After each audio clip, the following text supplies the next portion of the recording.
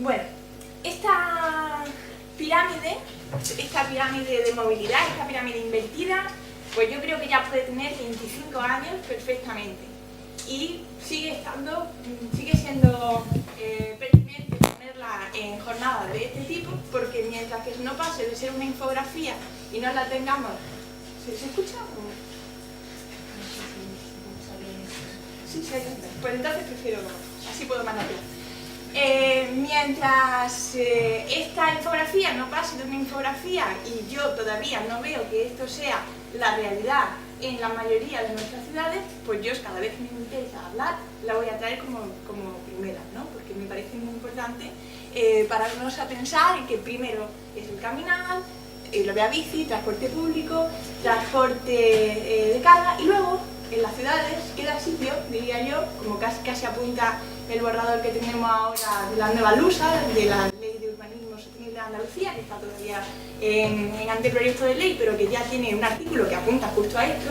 No lo dice con estas palabras, pero casi. Y si queda sitio, el coche. Entonces yo lo voy a seguir trayendo mientras que vea que esto todavía no es lo que yo veo cuando camino por nuestras ciudades. Y luego me gusta también mucho, porque esta ilustración en concreto, que es de una guía descargable en abierto, sigue poniendo, si os dais cuenta, las personas que caminan aparecen en azulito en cada uno de los estadios que componen la pirámide. Ah, vale. ¿Sí? ¿Probando?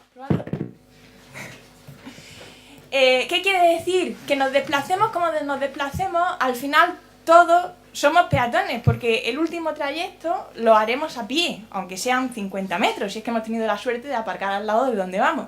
Pero es que incluso ni siquiera seremos peatones, seremos personas que disfrutan de las ciudades, incluso aun cuando están en su casa y no comparten el espacio público, que yo creo que son muy pocas, ¿no? Incluso las personas que se van a vivir a urbanizaciones y demás, luego van al centro para disfrutar de las ciudades, con lo cual también están relacionadas con las otras formas de transporte. ¿Por qué los peatones y ciclistas, es decir, la movilidad activa, que es el objetivo B de la ciudad amable, por qué es importante? ¿Por qué de repente cuando vamos a una guía de cómo hacer un PEMUS o cuando vamos a convocatorias como la ciudad amable, convocatorias de la Unión Europea para la transición, ¿por qué es importante los peatones y los ciclistas? ¿Por qué de repente estamos de moda? Todos daríamos las claves, ¿no? Transición energética, salud, economía, autonomía infantil, equidad.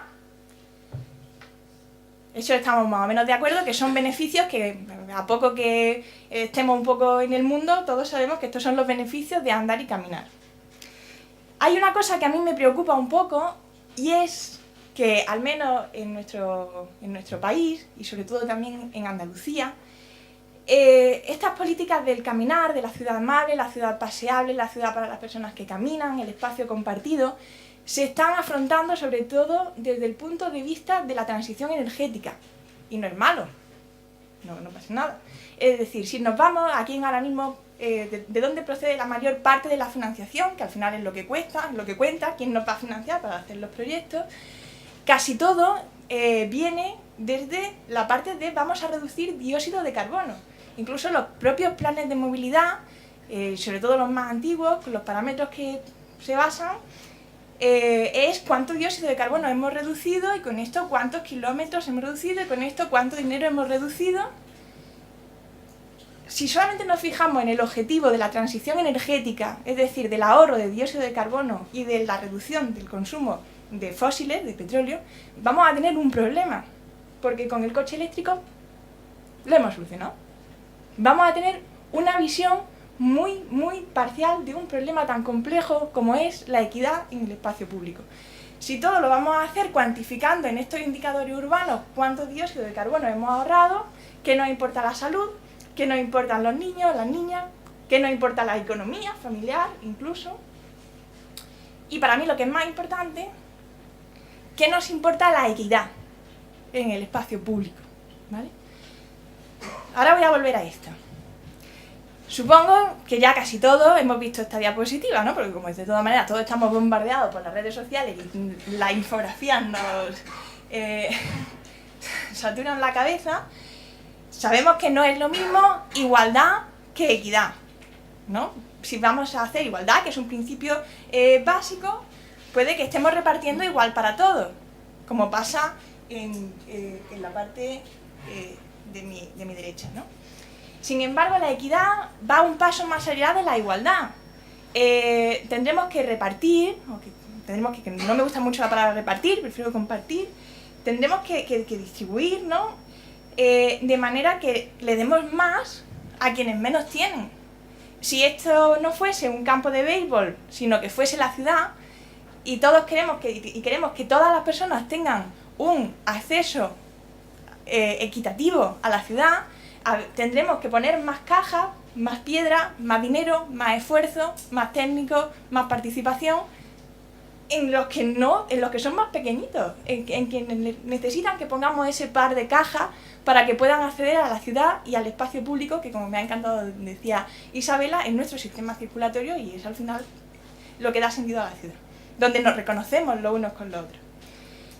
Si nosotros afrontamos el problema de la movilidad, no solo desde la energía, sino desde la equidad, en que vamos a ir a un espacio público que sea equitativo para todos, para todas, por sí solo ya vamos a trabajar en salud, en economía, en autonomía infantil, tendremos que trabajar en eso para llegar a conseguir esos espacios equitativos, ¿vale?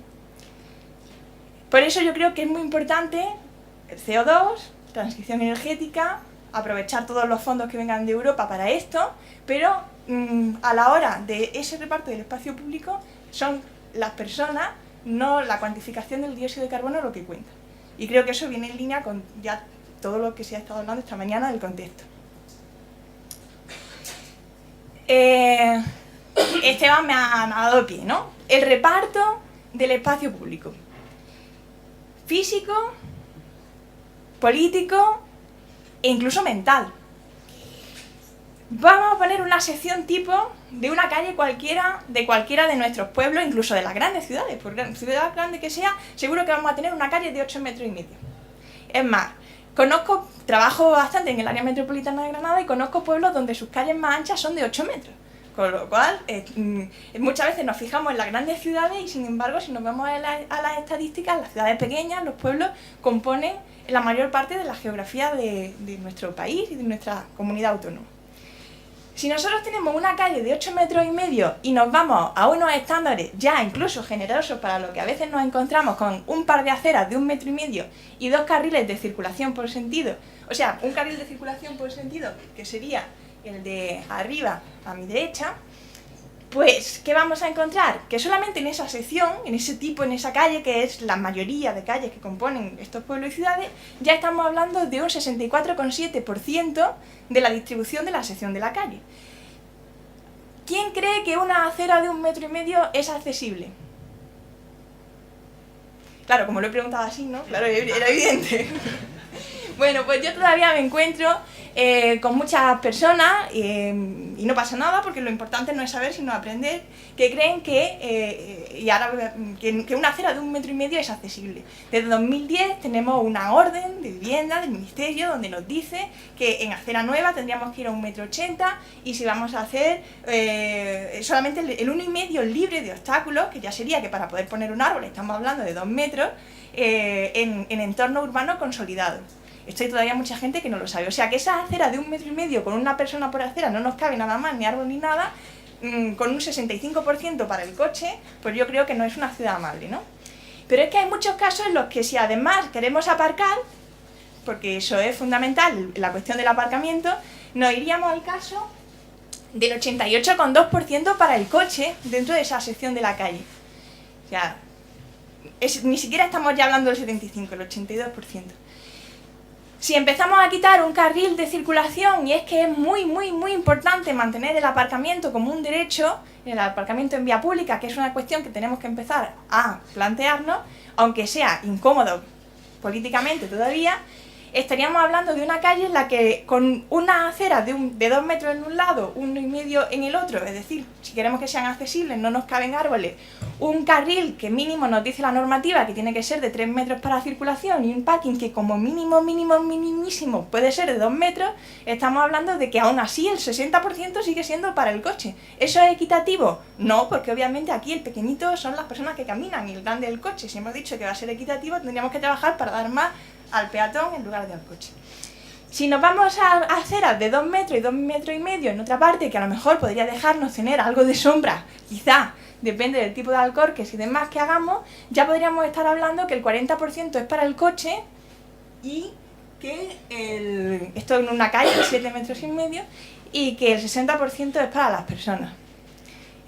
Por lo tanto, a la hora de plantear estos proyectos de la ciudad amable, que dentro de la guía podemos encontrar, por ejemplo, islas ambientales o podemos encontrar redes peatonales, no necesariamente tenemos que pensar en hacer plazas o en hacer peatonalizaciones, sino que también podemos pensar en la redistribución de nuestras calles, ¿no? Y luego habría que plantearse si necesariamente todas las calles tienen que tener esta misma tipología de espacios segregados, aceras y espacio para el vehículo. Porque esta misma calle de 7,5 metros, pues tipo Bonnies en Holanda, ¿no? Que viene de la palabra que me encanta, patio viviente, es decir, coger la calle como si fuese un patio viviente, o espacio compartido, que es el título de la charla. En esos 7,5 metros podemos seguir teniendo una distribución en la que ya no estamos hablando de una distribución permanente del coche 30% o 40% y las personas que caminan o la bicicleta un tanto por ciento, sino que hay una mezcla de usos que en función del uso concreto de cada momento puede ser que haya momentos en los que el 100% sea peatón y cuando pasa un coche por esa calle pues entonces existe esa distribución. Todavía estamos muy poco acostumbrados a este tipo de calles, a este tipo de espacios compartidos que podrían ser los espacios de las islas ambientales de ese interior, de supermanzanas de muchas de nuestras ciudades y de muchos de nuestros pueblos. En estos usos cabe vegetación, cabe mobiliario urbano, cabe apropiación de las personas por parte del espacio público, porque cuando no el coche es el primero, muchas veces nos quejamos que la tienda de fulanita ha sacado las flores a la calle para vender y está ocupando el espacio público y es un obstáculo y es la accesibilidad. ¿El problema son las flores o el problema es que ya tenemos el espacio copado por el coche? Esta calle es mucho más amable, mucho más humana que cualquier otra en la que primero sea el coche y luego ya lo que quede y las casas también pueden desparramarse, pueden salir a la calle. Pero si ponemos primero el coche va a ser muy difícil que esos otros usos, que son los que verdaderamente hacen la ciudad vividera, la ciudad amable, salgan a la calle. Por tanto, no se trata de repartir el espacio.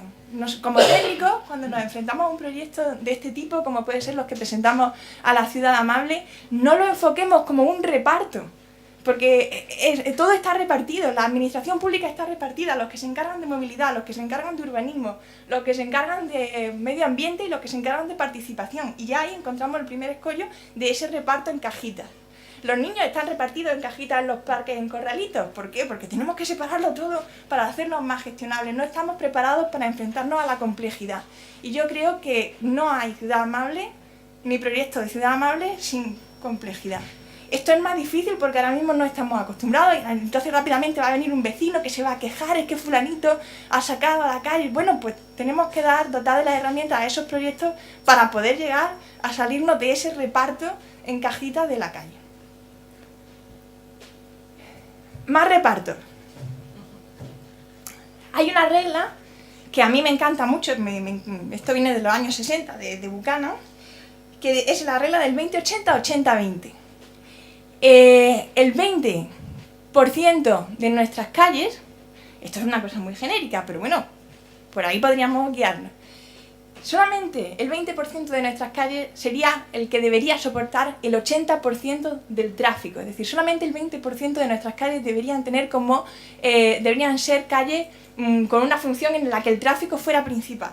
Aunque luego también pueden tener una buena acera y albergar otro uso. Y el 80% de esas calles restantes solamente deberían albergar el 20% del tráfico. Y eso sería una distribución equitativa del espacio público en nuestras ciudades, que muchas veces no nos deja desarrollar proyectos de ciudad amable porque está secuestrado por la función hegemónica del coche. Si primero repartimos dándole a él la mejor tajada, pues luego las migajillas que nos quedan, por mucho proceso participativo que hagamos sobre cómo vamos a poner los bancos y tal, es que no nos ha quedado espacio. Y el espacio, sobre todo en estos proyectos que son de regeneración de espacio público, que no es que vamos a ir a crecer con todo el espacio del mundo, el espacio está limitado, por tanto es muy importante cómo lo vamos a compartir. Este 80% de calles que soportan ese 20% de tráfico, que puede ser el tráfico residencial, de acceder a tu casa o de acceder a repartir las mercancías y demás, es el interior de eso que en Barcelona ha sido tan polémico, de las superillas o la supermanzana, o como a nosotros nos gusta decir, la superpera, porque a veces no tiene por qué tener esa forma totalmente cuadrada de supermanzana, ¿no? Pues podríamos decir entonces que, bueno, ahora voy a poner aquí algunas imágenes chulas, ¿no?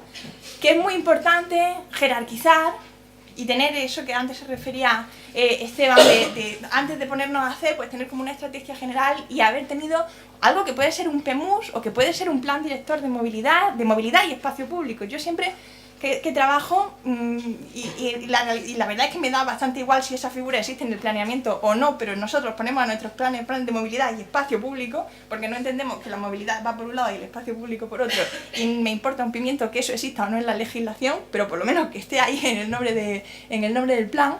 En esos planes de espacio, de movilidad y espacio público, deberíamos elegir cuáles van a ser ese 20% de calles principales, y ese 80% de calles restantes que van a tener ese tráfico reducido, podrían señalizarse. Tenemos un recurso dentro de nuestra ordenación del tráfico, que son las señales S28. Perdonadme que no me he traído aquí ninguna imagen, se me ha pasado, pero seguro que todos las tenéis en mente. El niño con la pelotita, en la diapositiva de Isabela ha salido, que ya por su propia definición nos dice que es un espacio en el que las personas pueden ocupar la calzada, tanto en longitudinal como en transversal. Es decir, no tenemos que ir necesariamente a ampliar las aceras o hacer obra, meter el pico y pala para hacer esas superficies de espacio compartido. Muchas veces utilizando bien la señalización, como decía antes Rocío, gastándonos unas cuantas perras en señalizar bien, ya estamos tratando de legalidad unos espacios para que puedan suceder las cosas de la imagen anterior del Warner. Hay una guía maravillosa que recomiendo de Jan Gehl, que pues, es uno de los gurús del espacio humano, que se desarrolló, la desarrollaron para Latinoamérica, creo que fue en Quito, para Quito, el Ministerio de Vivienda y Urbanismo, donde tienen unas fichas estupendas. Ya digo, es descargable, cualquier técnico de los que estáis aquí podéis descargarla y seguro que os puede servir de guía para esos objetivos de los proyectos de la ciudad amable, ¿no? Fijaos, el agua, hemos hecho tanta referencia al agua porque es que estamos realmente asfixiados, ¿no? Aquí dan como algunas claves alrededor del dibujo, donde no sé si las podéis llegar a leer, ¿no? Pero por ejemplo, diseñar con el agua, tenemos por aquí el poder sentarnos, la sombra, que es evidente, el poder caminar, porque la cuestión de que las aceras sean anchas no solo es cuestión de accesibilidad, es cuestión de que tú puedas ir hablando con la persona que tiene al lado sin ir dejándote los hombros en las rejas de las ventanas, ¿no? Y luego tenemos muchísimos tipos de calles, pueden ser unas calles con una avenida, esto puede ser perfectamente una calle con tráfico. Este dibujo podría ser el bulevar central de una calle, que no necesariamente tiene que ser sistemáticamente árbol a un lado, al otro, los bancos en línea, puede ser mucho más rico. Accesibilidad, el tema de dotar con las ciudades en pendiente, que también tenemos muchas, de meter unas escaleras, pues no solamente son unas escaleras, pueden ser plantas aromáticas que además nos atraigan insectos. Es muy importante la iluminación para estas ciudades, pero si os dais cuenta en estos dibujitos, que de verdad me gustaría que los buscaseis, bueno, la ponencia va a estar y le podéis echar un ojo. También es muy importante las ordenanzas municipales que van a regular cómo son las fachadas y los usos que hay en el espacio público. El espacio público no se acaba en la acera. Las fachadas son también parte del espacio público, la diversidad, que nosotros podamos tener actividades en las plantas bajas, que podamos tener balcones que den directamente a la calle, que podamos tener colores diferentes, incluso que nos animen la calle de una manera natural, o incluso la parcelación. Si tenemos estos bloques lineales que miden 50 metros, pues que caminar por es aburridísimo, ¿no? una plaza, ¿no? Volvemos a la importancia de los bancos que nos permitan sentarnos con más gente, del agua que sea diversa, del arbolado. Y esas eran como muy peatonales, ¿y qué hacemos? ¿Quitamos de un plumazo los coches de la ciudad? Bueno, pues todavía parece que no podemos. Mientras que llega ese momento, estos espacios compartidos, este 30 que aparece aquí, esto que podríamos llamar aceras continuas, que incluso no tendría que estar dibujado como un paso de peatones, sino que podría ser la acera que continúa con el mismo material, la buena señalización de hacia dónde vamos, incluso indicando la proximidad, cuántos minutos nos quedan para llegar a aquel sitio. El hecho de que pueda haber instalaciones como aseos públicos, también lo comentaba antes Isabel, es decir, que en la calle, incluso unas taquillas, ¿no? O no habéis ido nunca caminando y habéis dicho, vaya, si yo hubiera podido dejar la taquilla, en una taquilla en el espacio público sin tener que andar 3 kilómetros hasta la estación de autobuses y volver, o de trenes, una taquilla para dejar mi bolsa, pues yo este ratito lo habría aprovechado para hacer ejercicio, por ejemplo, o para hacer otra cosa, o dejaría el portátil y me iría a pasear, pero no puedo ir porque tengo que ir arrastrando la maleta, ¿no? Esos pequeños equipamientos que podrían dotar las ciudades, una parada de autobús. Una parada de autobús con wifi y con un espacio donde puedas sacar tu portátil y esperar mientras tanto, 10 minutos ya no son tanto, porque en esos 10 minutos has visto el Facebook, en vez de la pantallita así, te has conectado, has hecho no sé qué gestión y a lo mejor incluso has pedido la subvención para el comedor escolar de la niña. En una parada de autobús en el espacio público. Si hay que abrir un poco la mente a dotar con esas pequeñas instalaciones que no tienen por qué ser caras, ¿no? Un concepto relacionado con la ciudad amable puede ser la ciudad 30 o las zonas 30, como islas ambientales.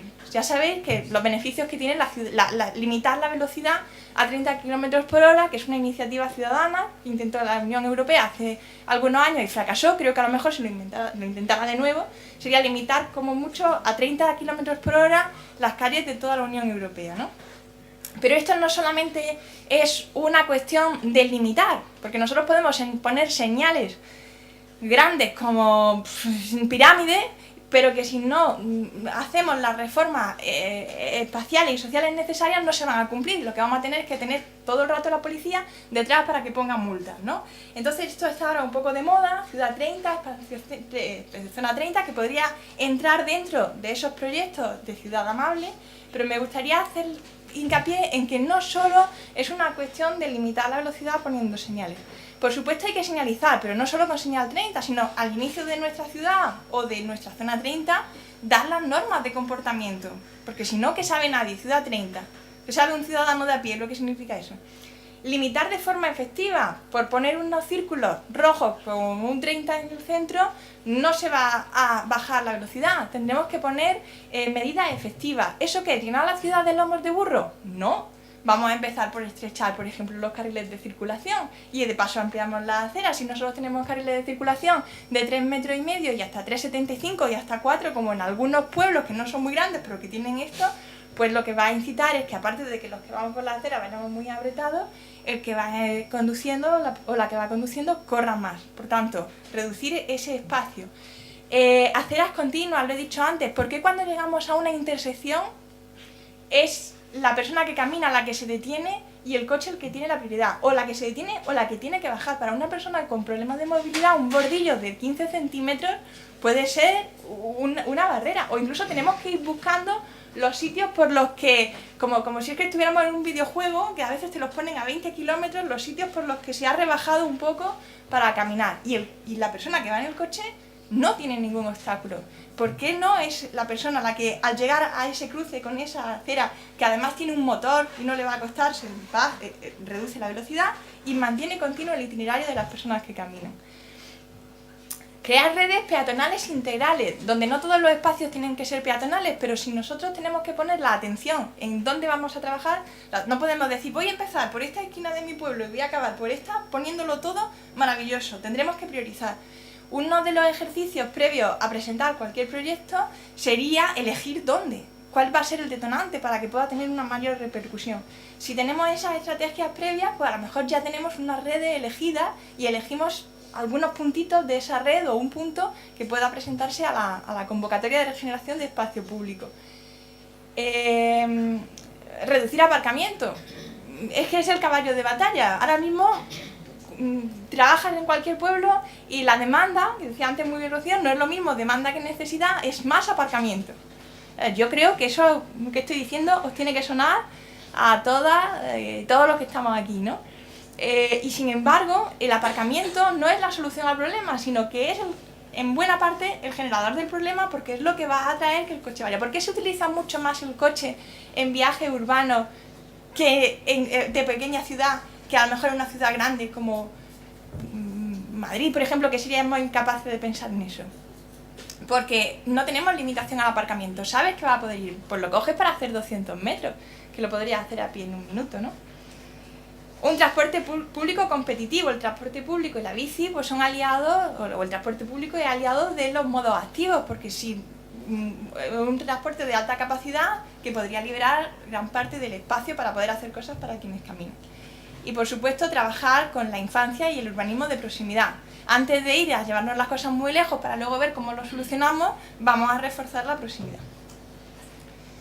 Lo que hablaba antes de redes, esto por ejemplo estamos trabajando en Cuyar Vega, no veo a ninguno de mis técnicos, de mis políticos por aquí, pero bueno, había un proyecto previo antes de hacer alguna de las reformas que se están haciendo. Pues si tú ya tienes una red, como puede ser esta, que es la red que existía antes, y quieres aumentar su espacio peatonal, a veces compartido y otra vez en exclusividad del rojo que se ve en esta diapositiva al rojo que se ve en esta, pues ya tienes un montón. Esto no es todo el pueblo, estos son como esa red principal que conecta barrios, zona escolar, con zona del centro, atraviesa, pues ya tendrás unos lugares previamente elegidos a los que puedes destinar ese dinero, ¿no? Y luego también en la parte de la comunicación o en la parte de repartir, esto es las gavias, por ejemplo, esto es un cole, este es el entorno del cole y esta es la ermita. Y esto es una calle de 8 metros con aceras que no llegan a 80. Sin hacer grandes cosas, podríamos estar hablando de un espacio compartido donde incluso el coche puede seguir pasando fuera del horario escolar. Podemos crear bancos, podemos poner árboles y podemos hacer cosas. Esto no es un proyecto real, son imágenes que muchas veces los técnicos tenemos que producir para que, aunque la belleza no es lo primero, pero sí poder ganarse la ilusión de quien va a recibir el proyecto. O la entrada, una entrada, ahora mismo una carretera, la 338, reduciendo un carril que no es necesario por este análisis, de esta observación, se puede ganar una imagen mucho más atractiva de ciudad amable para la entrada a la ciudad. Creo que todavía me queda un minuto y voy a dar un dato, ¿vale? Un dato económico, porque antes coincidía por aquí con mis compis en que como lo que no cuesta no sirve, aquí parece que tenemos que irnos al dinero para que realmente esta cosa se tenga en cuenta. Este pueblecito del que he hablado antes, Cuyar Vega, que pues si muchos sois de Granada lo conoceréis, tiene 7.300 habitantes. Una media de 2 viajes con 2 por persona cada día. De todos los viajes que hacen, el 33% son dentro de Cuyar y con una media de 1 kilómetro. El 67%, una media de 8 kilómetros, es decir, casi todos vienen a Granada, trabajan y luego vuelven. Dinámicas metropolitanas. ¿Cuánto le cuesta a la administración pública, según la guía del IDAE, que ya está incluso desfasada, porque esto es de 2006, ahora tendríamos que meter muchos más factores económicos? ¿Cuánto le cuesta esos desplazamientos que rondan el 47% en coche dentro de Cuyar, que tiene 1,5 metros entre los puntos más alejados? Y los metropolitanos al año, las externalidades negativas, solamente considerando accidentalidad, contaminación acústica y contaminación de CO2, ya no estamos hablando ni no se ha cuantificado los niños ni las pérdidas, pues yo que sé, en soledad, que venga derivado de que no te puedes relacionar con la gente en la calle. 232.000, vamos a redondear, 232.500 euros al año. Se está tirando por ahí con un sumidero. Es decir, había para hacer cuántas plazas, cuántos proyectos de ciudad amable tendría nada más que ese municipio de Cuyar en un dinero que no se está contabilizando. Hago hincapié en esto porque como en el tabaco no se hizo nada hasta que no se empezó a ver lo que costaba la gente que no se estaba muriendo por el tabaco, lo digo pues por si así nos ponemos un poco las pilas. Y ya está.